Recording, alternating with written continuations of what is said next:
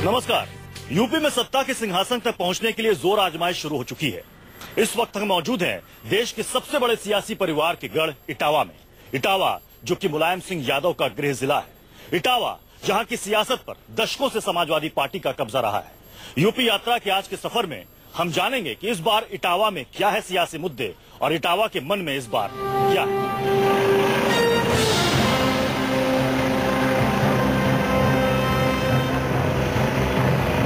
जैसे पहले आते रहते थे नहीं आता है।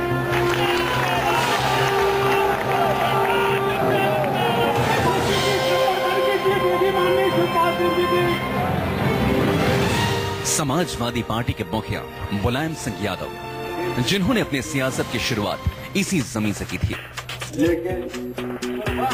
मुलायम ने साइकिल पर चलते चलते हर विरोधी को पीछे छोड़ दिया। यादव परिवार के गढ़ में यूपी यात्रा का कारवां है। मुलायम सिंह ने सियासत में आने से पहले पहलवानी के भी दांव पेच सीखे। इसलिए हम सबसे पहले पहलवानों के बीच जा पहुंचे जो रिंग में कसरत कर रहे थे। चुनाव के अखाड़े और कुश्ती के अखाड़े में दांवपेच काफी अहम होता है। यहाँ पर आपकी एक चूक आपको चारों खाने चित कर देती है। मुलायम सिंह यादव चुनाव के अखाड़े में आने से पहले या कहें कि राजनीति के अखाड़े में आने से पहले कभी कुश्ती के अखाड़े में दांवपेच आजमाया करते थे। ये पहलवानी मुलायम वाली पहलवानी से अलग है। मुलायम ने मिट्टी में दांवपेच आजमाए, इसलिए आज भी वो जमीन से जुड़ी बातें करते हैं। ये आज के पहलवान हैं। जरा सुन लीजिए समाजवादी पार्टी पर क्या राय रखते हैं। हम इस वक्त हैं मुलायम सिंह यादव के सैफई गांव के मास्टर चंदगी राम स्टेडियम में। अब ये बताइए कि ये तो आप लोग यहाँ पर कुश्ती की प्रैक्टिस कर रहे हैं, इस दंगल की प्रैक्टिस कर रहे हैं। इस बार चुनावी दंगल में कौन जीत रहा है? हमारे सपा जीत रही है। मैं उसका सपोर्टर हूँ और मैं चाहता हूँ कि मेरा सपा जीते, अखिलेश भैया जीते। पार्टियां तो कहती हैं कि जो है ये देखिए ये खुद अपना घर नहीं संभाल पा रहे हैं, सूबे को क्या संभाल। वो तो ये राजनीति है, इसके लिए कोई वो नहीं अदर बोलेंगे, क्योंकि ये आपस में कुछ होता है इससे कोई फर्क नहीं पड़ता है। बाहर के जो दूसरी पार्टी को बोलेंगे। लोगों को मतलब हर आदमी को देखने में लग रहा है कि ये झगड़ा है, मगर झगड़ा नहीं है। ठीक है। सियासत में सही वक्त पर सही दांव कैसे खिला जाता है यह मुलायम अच्छी तरह जानते हैं। लेकिन इस बार यादव परिवार में आपसी झगड़े में मुलायम का दांव कुछ ज्यादा नहीं चल पाया। पार्टी सिंबल साइकिल अखिलेश के पास चले जाने से मुलायम नाराज हो गए थे। पहले चुनाव प्रचार के लिए मना किया, लेकिन बाद में मान गए। लेकिन प्रचार की शुरुआत शिवपाल की रैली से की। लखनऊ अगर यूपी की सियासत का केंद्र है तो इटावा समाजवादी पार्टी की सियासत का केंद्र। मुलायम सिंह यादव जिन्होंने अपने आप को अब तक प्रचार से दूर रखा, इस बार उन्होंने चुनाव प्रचार की शुरुआत की तो वो भी इटावा से, इटावा के जसवंत नगर विधानसभा सीट से। इस वक्त मुलायम सिंह यादव मन से लोगों को संबोधित कर रहे हैं। आपको बता दें कि जसवंत नगर विधानसभा सीट वही सीट है जहाँ से मुलायम सिंह यादव ने अपने राजनीतिक करियर की शुरुआत की थी और पहली बार विधायक चुने गए थे। उसके बाद 1996 से शिवपाल सिंह यादव यहाँ से पार्टी के विधायक रहे हैं और इस बार भी समाजवादी पार्टी के उम्मीदवार हैं। मुलायम का गढ़ इटावा, जाहिर है यहाँ समाजवादी पार्टी को हराना बेहद मुश्किल है। ऐसा कहने वाले रैली में कई लोग मिले और साथ में मुलायम शिवपाल का मुखौटा लगाए भी कई लोग थे जो ये दिखा रहे थे कि परिवार में कितने भी मतभेद हों लेकिन मुलायम और शिवपाल एक साथ हैं। हमारे साथ देखिए ये मुलायम सिंह यादव और हमारे साथ शिवपाल सिंह यादव। क्या शिवपाल जी कुछ बोलिएगा? क्या नाम है शिवपाल जी? अंकित। अंकित, अच्छा चेहरा दिखाइए जरा अंकित जी। आप दोनों यहाँ क्या करने आए हैं? रैली में आए हैं? रैली में आए रैली में आए हैं जी। क्या देखने आए हो यहाँ? मुलायम सिंह जी को देखने आए हैं। मुलायम सिंह जी को देखने आए हैं। मुलायम सिंह जी देखने आए, खुद ही मुखौटा लगाए हुए हो हैं? आप तो छोटे मुलायम हो, ये छोटे शिवपाल हैं। क्या शिवपाल जी जीतिएगा यहाँ से? हाँ। रैली में कुछ बुजुर्ग भी थे जिनका कहना था कि वो हमेशा से समाजवादी पार्टी के वफादार हैं। फर्क नहीं पड़ता कि सिंबल किसके पास रहे। हमें उनसे मतलब है अपनी पार्टी से। हमारी समाजवादी जो पार्टी है वो हर प्रदेश में आना चाहिए, पूरे प्रदेश में। हमें उनसे मतलब है, आपस में उनकी तकरार है उससे मुझे कोई मतलब नहीं है। मजेदार बात ये रही कि एक शख्स ऐसा था जो मुलायम का परम भक्त है। उसने तो हूबहू मुलायम की नकल करना भी सीख लिया है। में हमें एक शख्स मिले हैं जिनका दावा है कि बिल्कुल नेताजी यानी कि मुलायम सिंह की आवाज में बोलते हैं। नेताजी कौन जीत रहा है इस बार चुनाव? इस बार समाजवादी पार्टी एक प्रचंड बहुमत के साथ अब प्रदेश में सरकार बनाने का। आपने इतनी देर से प्रचार क्यों शुरू किया? अब तक कहाँ थे आप? अरे कुछ आप सभी चैनलों को पता है कि कुछ अंदरूनी मामला रहा है। शिवपाल और मुलायम को मंच पर एक साथ देखकर हमें लगा फिलहाल समाजवादी पार्टी में ऑल इज वेल। लेकिन आगे बढ़े तो एक जगह बोर्ड लगा मिला जिस पर लिखा था मुलायम के लोग अंदर गए तो पता लगा। शिवपाल समर्थक सिटिंग एमएलए ने टिकट कटने से नाराज होकर समाजवादी पार्टी से अलग दफ्तर खोल लिया है। यानी परिवार के दरार का असर यह है कि मुलायम के गढ़ में भी इसका असर देखने लगा है। इटावा की 2 विधानसभा सीटों इटावा सदर और भरथना के समाजवादी पार्टी के सिटिंग एमएलए का टिकट कट गया है, जिसको लेकर उनके समर्थकों ने काफी हंगामा किया।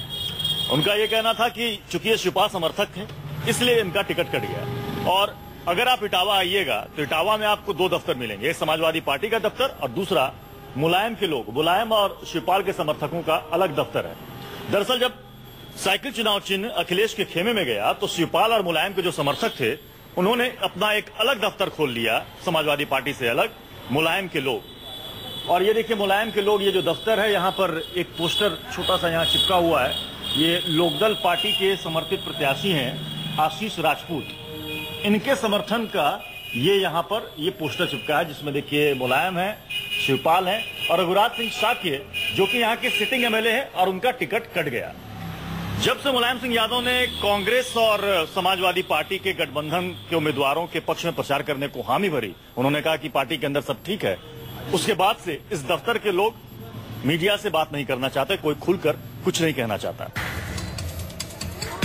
परिवार के झगड़े के बीच शिवपाल की साख भी दांव पर है, इसलिए खुद उनके बेटे प्रचार में कूदे हैं। रास्ते में हमें आदित्य यादव पापा के लिए वोट मांगते दिखाई दिए। अंदाज एकदम सियासी, साथ में समर्थक और नारेबाजी।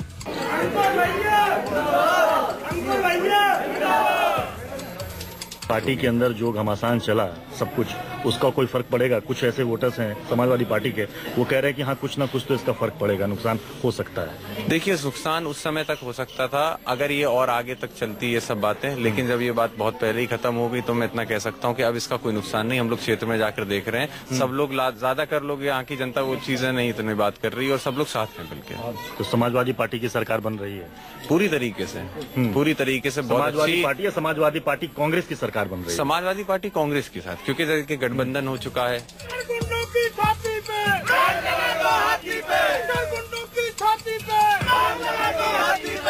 आदित्य यादव के जोशो खरोश को देखकर आगे बढ़े तो एक शख्स अपने समर्थकों के साथ लोगों से हाथ मिलाता दिखाई दिया।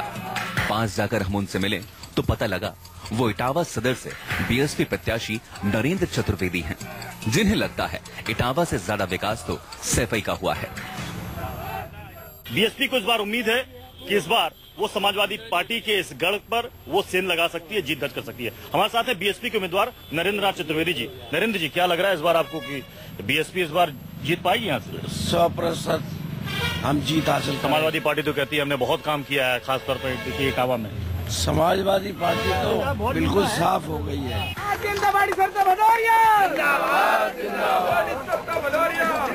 सियासी माहौल है, चुनाव बस आने ही वाला है, इसलिए सभी उम्मीदवार प्रचार के लिए घर घर घूम रहे हैं। आगे हमें बीजेपी उम्मीदवार सरिता भदौरिया मिली। उनका कहना है समाजवादी परिवार झगड़े सुलझा नहीं पा रहा, प्रदेश के लिए क्या कर पाएगा। इटावा में 19 तारीख को मतदान है और चुनाव प्रचार अपने चरम पर है। जितने भी पार्टी के प्रत्याशी हैं वो जनसंपर्क अभियान पर हैं, लोगों से मिल रहे हैं। हमारे साथ है बीजेपी की यहाँ से उम्मीदवार सरिता भदौरिया जी। सरिता भदौरिया जी, इस बार किन मुद्दों को लेकर जा रही हैं आप चुनाव में? देखिए, उत्तर प्रदेश में बहुत से मुद्दे हैं, लेकिन स्थानीय मुद्दा है। मैंने पहली बार देखा कि इटावा विधानसभा और इटावा जिला जो माननीय समाजवादी पार्टी के लोगों का गढ़ माना जाता था, पर यहाँ पर आप गलियां देख रहे हैं जिनमें गौत भरा है। यहाँ पर पीने का पानी नहीं है। और इटावा में लोग एकदम से तैयार है, जो लोग उनके साथ थे। लोगों को लगा कि जो बेटा अपने बाप का नहीं हुआ वो जनता का क्या होगा। विरोधियों के मुताबिक इटावा के लिए कुछ काम नहीं हुआ, बल्कि सैफई को इटावा से ज्यादा तवज्जो देती है। हम सैफई भी पहुंचे और इटावा भी घूमे, खुद लोगों से इस हकीकत के बारे में जाना। इटावा सदर सीट में मुस्लिम आबादी अच्छी खासी है। यहाँ दलित और ब्राह्मण वोट बैंक के बाद मुस्लिम वोट बैंक यहाँ पर अच्छा खासा है। क्या चाचा, क्या नाम है आपका? मोहम्मद इकबाल। कौन जीत रहा है इस बार यहाँ से? जी हमारा कोई आइडिया नहीं इसमें, हम वोट नहीं देते हैं, गौर भी नहीं किया, अभी कुछ काम में मुब्तला थे, बीमार थे। अच्छा, वोट डालते हैं ना? डालते हैं श्योर, वोट तो जरूर डालेंगे। अच्छा, तब इस बार कौन जीत रहा है यहाँ से इटावा से? अखिलेश।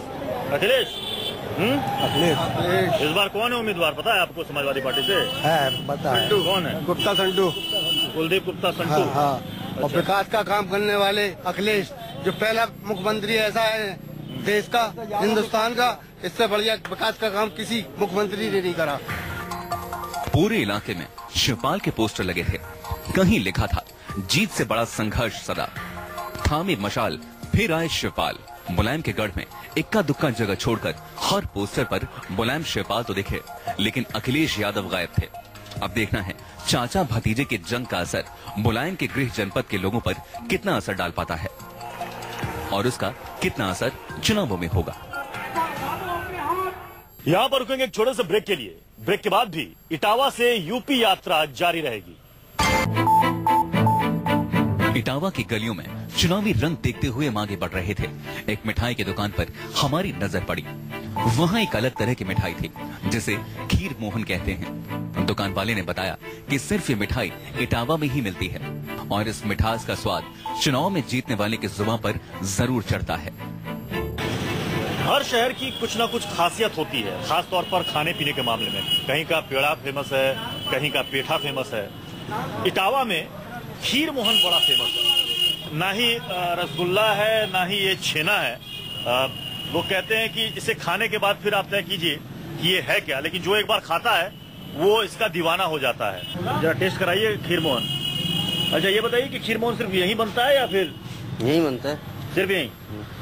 पूरे यूपी में कहीं और नहीं? और कहीं। अच्छा, ये बताइए कि इस बार चुनाव में क्या लग रहा है आपको? साइकिल जीतेगी इटावा से संटू गुप्ता। साइकिल? चुनावी मिठास का जायका लेकर हमारी यात्रा अंतिम पड़ाव पर जा पहुंची। बीहड़ के रास्ते पर हम थे। इटावा के भरथना विधानसभा सीट के अंदर एक गांव है कायची। ये गांव चकर नगर से संपर्क सड़क के जरिए अगर आप जोड़े तो 3 से 4 किलोमीटर दूर है और ये 3 से 4 किलोमीटर का फासला कड़ी मशक्कत से आपको तय करना पड़ता है, क्योंकि यहाँ पर बीहड़ का इलाका है, चंबल का इलाका है, सड़क नाम की कोई चीज नहीं है। गांव के लोगों का कहना है कि अब तक सरकारों ने हमारी तरफ कोई ध्यान नहीं दिया। लोग यहाँ पर देखने तक नहीं आते कि यहाँ पर हम किस हालत में रहते हैं। हम आगे बढ़े तो एक बैनर दिखाई दिया। उस पर वोट के बहिष्कार की बात लिखी थी।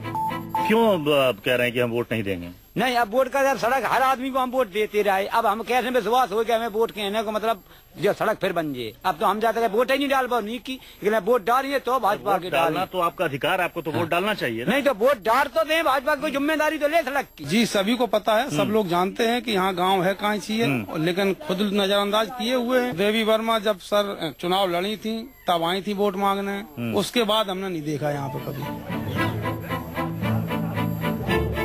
गांव वालों की नाराजगी जायज है, लेकिन वोट का इस्तेमाल नहीं करना भी ठीक नहीं।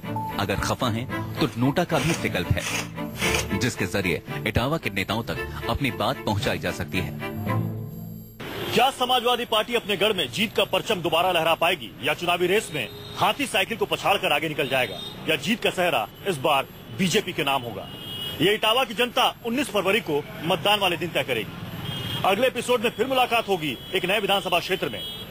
तब तक मेरे सहयोगी कैमरा पर्सन राजू यादव के साथ मुझे दीजिए इजाजत और आप देखते रहिए न्यूज़ 24।